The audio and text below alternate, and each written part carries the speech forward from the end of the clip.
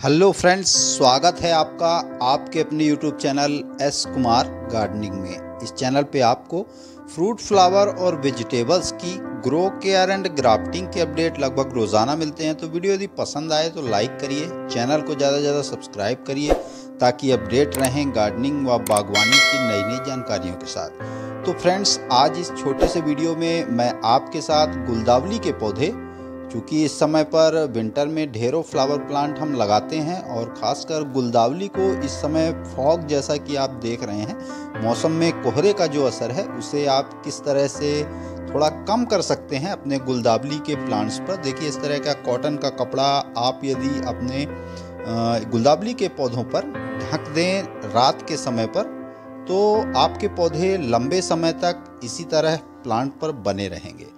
क्योंकि कोहरे और पानी की फुहारों की वजह से आपके पौधे पे जल्दी से जल्दी फ्लावर इसके ख़राब हो जाते हैं। तो आप इसे कॉटन के कपड़े या कि प्लास्टिक की कोई शीट, जिससे आप इन प्लांट्स को यदि रात के समय ढक देते हैं तो वे कोहरे के असर से, इस फॉग जो मौसम में नमी होती है वो प्लांट्स के फ्लावर को बहुत जल्दी ख़राब कर देती है। तो यदि आप इन प्लांट्स को लंबे समय तक इनके फ्लावर्स को यूं ही देखना चाहते हैं तो आपको इस कंडीशन में, जब मौसम में फॉग बन रहा हो, तो आपको इनको थोड़ा कवर यदि कर दें या शेडनेट के नीचे रख दें तो आपके पौधे लंबे समय तक यूं ही खिले खिले से आपको दिखाई देंगे।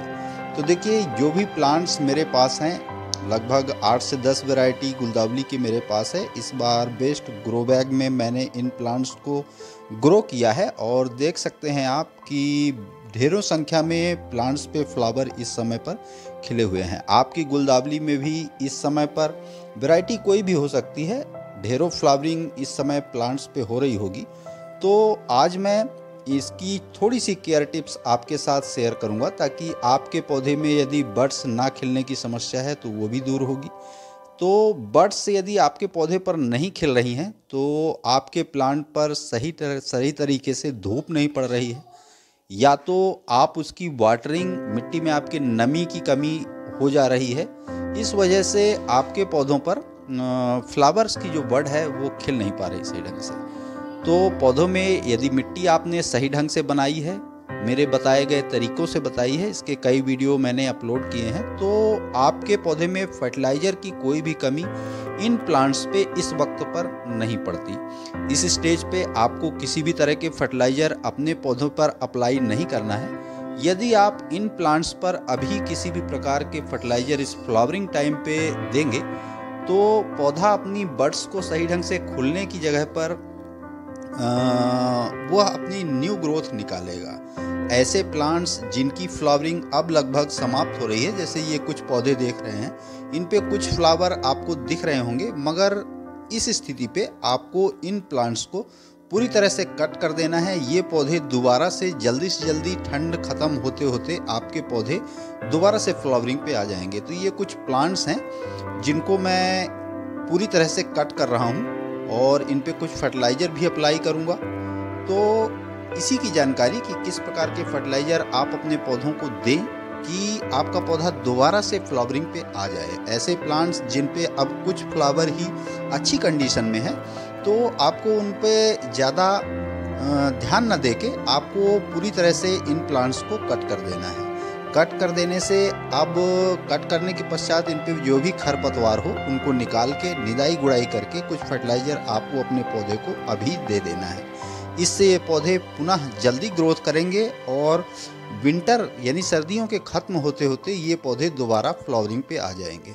तो कुछ प्लांट्स मेरे जो कि फ्लावरिंग अब लगभग ख़त्म कर रहे हैं, उनके फ्लावर कुछ ही बचे हैं, उन पे थोड़ी सी मात्रा में आपको DAP पर प्लांट पर गमले में दे देना है, लगभग 5 से 6 ग्राम के आसपास।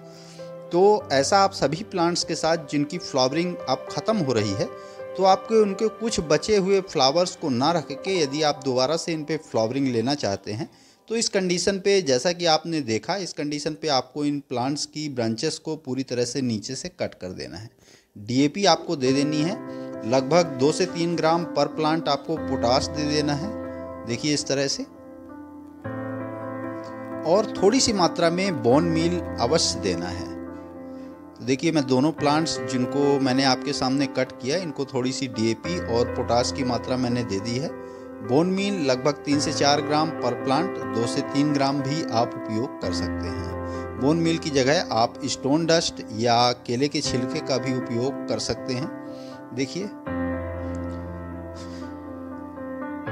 ऐसे फर्टिलाइज़र जिनमें कैल्शियम पोटेशियम की मात्रा हो, ऐसे फर्टिलाइज़र आप इस स्टेज पे अपने पौधों को अवश्य दें। इससे पौधा अब न्यू सोर्स दोबारा निकालेगा और 2 महीने के अंदर यानी फरवरी एंड होते होते इन पौधों पर दोबारा से बड्स बनेंगी और फिर से ये पौधे फ्लावरिंग पे आ जाएंगे। तो सर्दियाँ चूँकि अब सर्दियाँ पूरे सवाब पे हैं, मौसम फॉग लगातार बन रहा है, तो बताई गई बातों का यदि आप ध्यान रखेंगे और जो प्लांट्स फ्लावरिंग ख़त्म कर चुके हैं उनको यही फर्टिलाइज़र अप्लाई करेंगे। इन पे आप जो लिक्विड फर्टिलाइज़र है जैसे मस्टर्ड केक फर्टिलाइज़र भी आप ऐसे प्लांट को जिनकी आपने कटिंग की है उनको दे सकते हैं। उसका सूखा पाउडर या उसे डाइल्यूट करके भी अपने प्लांट्स को टाइम टू टाइम आपको देना है। इन प्लांट्स को आपको फुल सनलाइट में रखना है, शेड नेट के नीचे नहीं रखना है। खुले मौसम में खुले आसमान के नीचे आप इन प्लांट्स को रखिए जिनको ब्रांचेस आप प्रून कर चुके हैं। तो आशा करता हूँ गुलदावरी प्लांट के फ्लावर को इन फॉग से बचाने के लिए और इसे रीफ्लावरिंग पर लाने के लिए बताई गई है छोटी छोटी जानकारियाँ आपको ज़रूर पसंद आई होंगी। पसंद आई तो लाइक करिए, कमेंट करिए, अपने गार्डनिंग लविंग दोस्तों के साथ शेयर करिए। चैनल पे यदि पहली बार आए हैं तो प्लीज़ चैनल को सब्सक्राइब जरूर करिए। बेल यानी घंटी की बटन को ऑल पे प्रेस करिए ताकि बागवानी व गार्डनिंग से रिलेटेड ऐसी ही रोचक व जानकारीप्रद वीडियो का नोटिफिकेशन आपको समय समय पर मिलता रहे। तो अभी के लिए फ़िलहाल इतना ही। वीडियो में अभी तक बने रहने के लिए बहुत बहुत धन्यवाद। Thank you.